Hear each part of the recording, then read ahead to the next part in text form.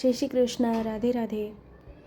વૈષ્ણુ, આજે આપણે શ્રી પ્રભુ માટે મેં આપ સાથે અંગવસ્ત્ર આત્મસુખનો વિડીયો શેર કર્યો. ઘણા વૈષ્ણવનું ખૂબ યુઝફુલ થયું અને ગમ્યો પણ. અને ઘણા વૈષ્ણવની કમેન્ટ આવી છે કે ફરગુલ કેવી રીતે સિદ્ધ કરાય, ટોપાજી કેવી રીતે સિદ્ધ કરાય, તો એ બી હું આપ સાથે શેર કરીશ. આજે જે ટોપી આપણે શ્રી પ્રભુ માટે સિદ્ધ કરવાની હોય એ કેવી રીતે કરીએ છીએ, એકદમ સરળ જે રીત છે ને એ હું આપ સાથે શેર કરું. તો પહેલાં એમાં એક મલમલનું કપડું જોશે, મલમલના કાપડ અને સાથે સાટિનનું. તો કારણ કે નીચે આમાં અસ્તર લગાડવું ફરજિયાત છે, કમ્પલસરી હોય. તો આમાં છે ને, કારણ કે લાલનની ટોપી એટલે 0 નંબરના લાલન છે, એકદમ નાના સ્વરૂપ આપણા ઘરે જે બિરાજે છે, તો એ માપનું કરી રહી છું. આપના ઘરે જો મોટું સ્વરૂપ બિરાજતું હોય તો આપ થોડુંક મોટું અહીંયા લઈ શકો છો. તો અહીંયા હું આપને એક સિમ્પલ આપણી ભાષામાં સમજાવું તો આધાર કાર્ડ જે છે એ સાઇઝનું કાપડ મેં અત્યારે લીધું છે, કારણ કે એ માપ એકદમ પ્રોપર બેસે. 0 નંબરના જે લાલાનગર બિરાજે છે તો એના માટે. તો બંને કાપડ જે છે મલમલનું અને સાટિનનું, એ બંને સરખા ભાગમાં આપણે કટ કરી લેવાના છે. જો આવી રીતે, કોઈ ટૂંકાની મોટાની ઉપર નીચે. તો આજે જો આપણે અહીંયા છે ને ગ્લૂનો ઉપયોગ નથી કરી રહ્યા. ઘણો વૈષ્ણવો કહે છે કે ઠાકોરજીના વસ્ત્રમાં ગ્લૂનો ઉપયોગ ના કરાય, પણ આમ તો થાય છે, બટ આજે આપણે નથી કરી રહ્યા. ગ્લૂ વગર બી સુંદર થઈ જશે. તો અહીંયા જો એકદમ, અને પછી આગળનો ભાગ જે આવશે, જે મુખારવિંદની તરફ જે આવશે, ત્યાંથી એક નાનકડું આપણે ખાલી કાપા પાડવાના છે. કટ આપણે અહીંયા જો ખાલી એકદમ વી શેપનું, બહુ હલકું, મસ્તકની સાઈડમાં જે આવશે, મસ્તક ઉપર જે આવશે એ હું આગળ આપને દેખાડું.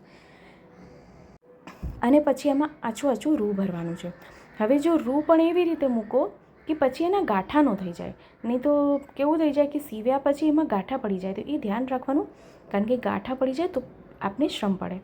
તો ગાંઠા ન પડે એ ખાસ ધ્યાન રાખવાનું. એકદમ આછું રૂ ભરવાનું.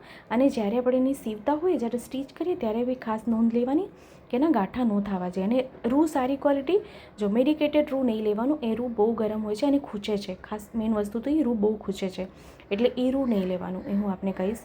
અને એક નીચેના જે આપણે મલમલનો ભાગ છે એમાં રૂ મૂકીને ઉપરથી જે આપણે સાટિનનું કપડું છે એ મૂકીને પછી આપણે એને હવે એને સિંગલ દોરું અહીં રાખવાનું છે અને ચારે બાજુથી આપણે એને પહેલાં પેક કરી લેવાનું છે. એકદમ સરળ છે. જો કાંઈ આમાં મૂંઝવણ નથી, કોઈ હાર્ડ નથી. આપ જો પહેલી વાર કરશો તો બી થઈ જશે. ખૂબ સુંદર ટોપી જે સિદ્ધ થશે, આપને કહું ને, તૈયાર થઈ જશે.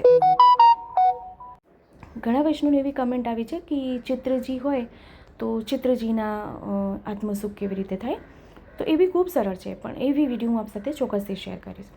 તો હવે આગળ જે છે, જે મુખારબંધ જે મસ્તક ઉપર જે આવશે પ્રભુને, મસ્તક જે સામેની સાઈડમાં આવશે, એ કેવી રીતે સ્ટીચ કરું, એ એકદમ નાનું આપણે સરળ ભાષામાં કહું, આપણે પીકો, આપણે બિડિંગ કેવી રીતે કરીએ સાડીમાં, એવી રીતે જ કરવાનું છે. સાડીની બિડિંગ કરીએ એવી રીતે જ, બસ સિંગલ દોરું રાખવાનું, જેથી દેખાય નહીં. હવે ઘણે દીકરી મશીનમાં કરે છે, પણ આપણી પાસે મશીન નથી, મશીનમાં નથી કરતા. હા, આપ પાસે અગર કોઈ પાસે છે મશીન તો મશીનમાં બી કરી શકો, ખૂબ સુંદર થશે. પણ હવે નથી, એ છતાં બી આપને જો હાથે કરવું છે તો આ જો કેટલી સરળતાથી બનશે. આ તો બધી બાજુ તે સિવાઈ ગયું છે. આપણે અહીંયા જો, હવે એને આપણે આખું પેક કરવાનું છે. હવે બધી બાજુ સિંગલ થઈ ગયું. હવે અહીંયાથી શરૂઆત કરીએ આપણે. જે સાઈડમાં જે પ્રભુના કર્ણની તરફ જે આવશે ને, જે આપણે કર્ણ એટલે કાનની બાજુ જે આવશે, ત્યાંથી શરૂઆત કરવાની. અંદર એને નાના આવી રીતે આપણે કરીને બધી બાજુ. હવે જે ઉપર મસ્તક ઉપર આવશે, જે આપણે જે છોગા લગાડીએ છીએ ને, ત્યાં કેમ કરવાનું, ત્યાં એકદમ મોટા વેત આપણે લેવાના છે. આમ બહુ નાના નહીં, કારણ કે આપણે એને આખું ખેંચી લેવાનું છે. ત્યાં આપણે છોગા જે લગાડશું ને, તે આપ સુંદર ત્યાં લાગશે. એટલે આપ જો પછી આમ ખેંચી લેવાનું છે, બરાબર? એટલે ખેંચી લઈશું. થઈ ગયું આ. અને આમ આપણે ખેંચી લઈએ અને ખેંચીને પછી ત્યાં આપણે ઉપર ગાંઠ વાળી દેવાની છે. હવે જો જ્યારે આપણે સીવ્યું ત્યારે એકદમ પતલા આપણે કાપડ, એટલે પતલું કાપડ લીધું, જેથી શું છે કે ડૂચો ના વળે, એ ધ્યાન રાખવાનું. હવે ડૂચો એટલે આખું મોટું બધું જથ્થો થઈ જાય કાપડનું, એવું નહીં કરવાનું. તો આપને જો સમજાયું હશે મારું કહેવાનું મતલબ શું છે.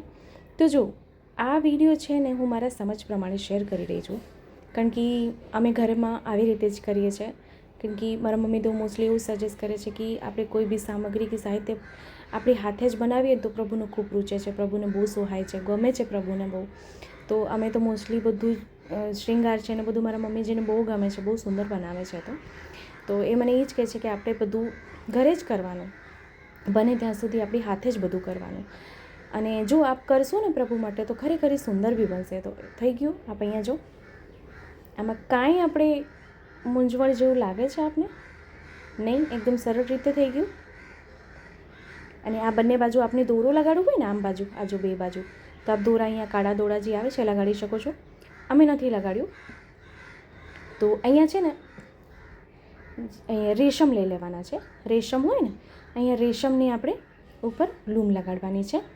આપણે જે છોગા જે છે ને ઉપર છોગા લગાડી દેવાના છે. એટલે આવી રીતે અને આમ ગાંઠ પાડીને આ રેશમનું છે. અને એમાં જે આપણે ટોપી જે કરી છે એ ટોપી જેમાં ઉપર આપણે એમાં સીવી દઈશું, એમાં અટેચ કરી દઈશું. આવી રીતે આમ પેક કરી દઈએ જેથી ખુલે નહીં. હા, બસ અહીંયા વચ્ચોવચ્ચ આપણે એને આમ લગાડી દેવાનું છે. તો જો વિડીયો આપને ગમ્યો હોય તો લાઈક જરૂરથી કરશો અને હા, આપણા ગ્રુપમાં શેર ચોક્કસથી કરશો, જેથી વધુથી વધુ લોકો સુધી વિડીયો પહોંચે અને એને પણ વિડીયો ઉપયોગી થાય. અને કમેન્ટ કરવાનું ના ભૂલશો. અને ચેનલ પર જો નવા આવ્યા હોય તો ચેનલને સબસ્ક્રાઈબ કરશો, બેલ આઇકોન હિટ કરશો, જેથી જ્યારે બી કોઈ વિડીયો મૂકું કે કોઈ સામગ્રીનો વિડીયો મૂકું તો આપ સુધી નોટિફિકેશન આવી જાય અને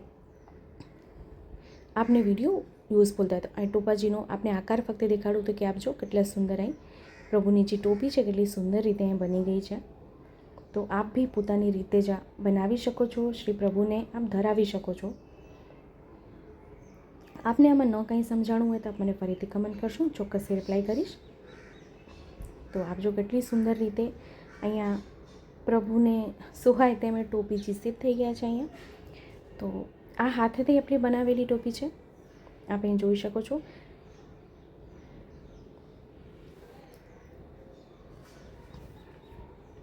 અને એક ટોપી જે બીજી છે એ મશીનની છે, છતાં બી આપણે હાથેથી જે ટોપી સીધ કરી છે કેટલી સુંદર છે આપને દેખાડું.